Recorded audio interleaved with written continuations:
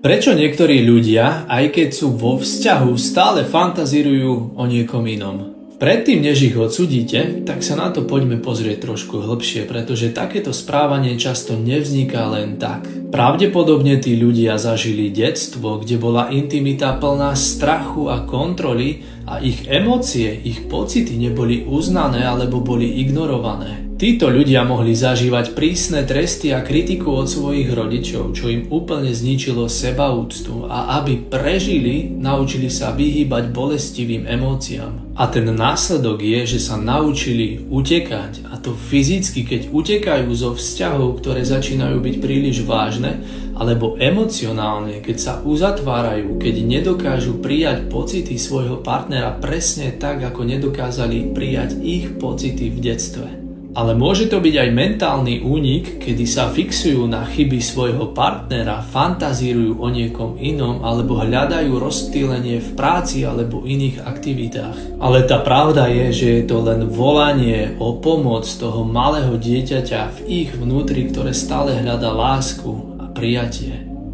A nemusí to takto pokračovať.